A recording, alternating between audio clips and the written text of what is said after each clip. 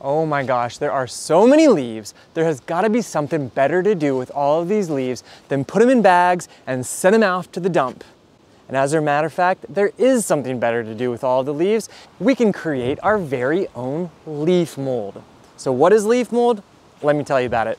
So as a gardener, it's our job, it's our responsibility to use what Mother Nature provides to us. To use what she provides to us in a way that's cost effective, environmentally friendly, but also helps create more beauty in our gardens.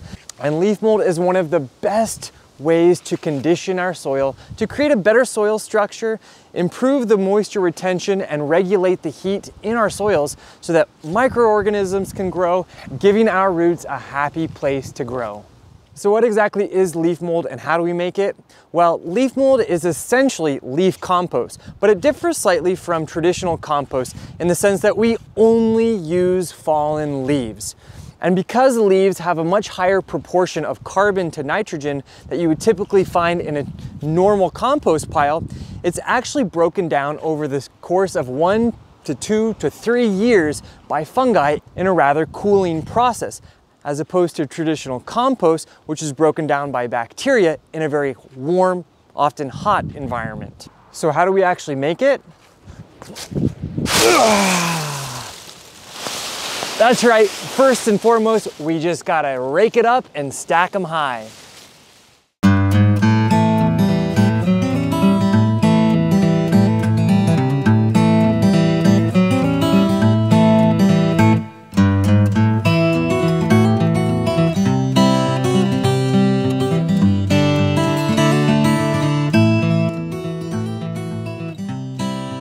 Now, once you have your nice pile of leaves, there's a few things that you can do to ensure that they break down even more quickly. First and foremost, it's essential to keep it moist.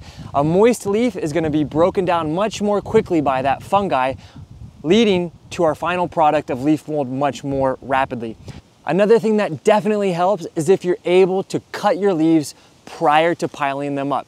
So if you do have a lawn crew that comes out and mows your lawn, if you can have them mow it over first and then pile it up, that's definitely going to help your pile break down more quickly. Now, in terms of piling, I have so many leaves, there's no way that I can put it into any sort of compost bin or things such as that. But if you have a smaller yard with fewer leaves, you can absolutely use a compost bin. What I prefer to do is actually put a tarp on top of it. That's going to help to keep that moisture intact, leading to a faster breaking down of the leaves.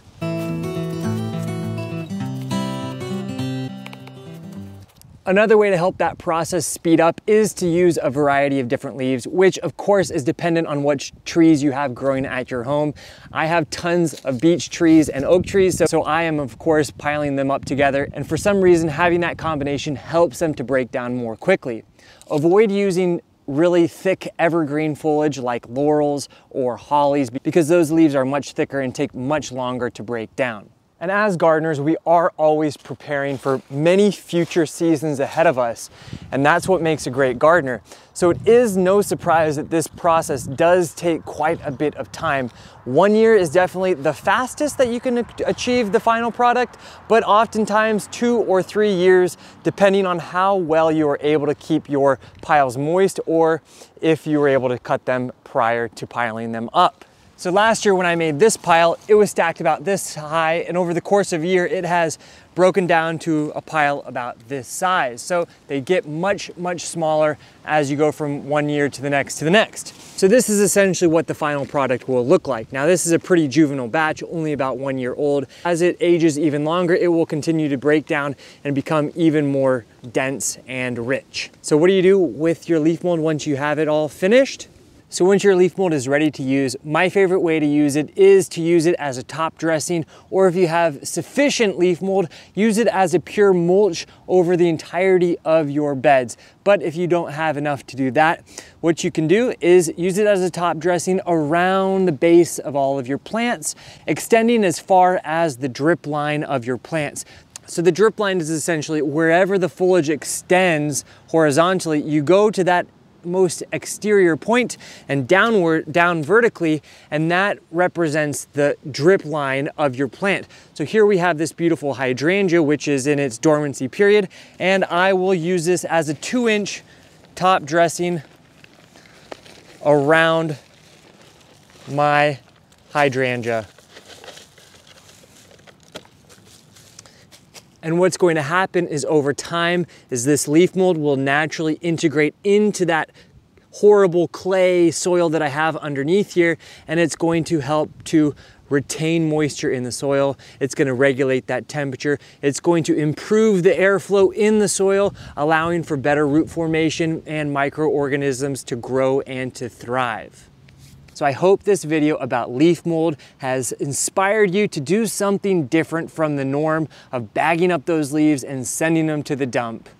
The more time that we spend working out in our gardens, the more we become attuned to Mother Nature and the bounties that she provides us naturally, and ways that we can use her abundance to improve the appearance and the health of our gardens and of our plants.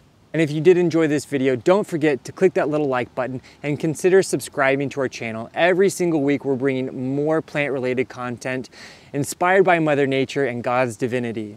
Anyways, thank you guys for joining me here on Plant Vibrations. I'll catch you real soon. Ciao.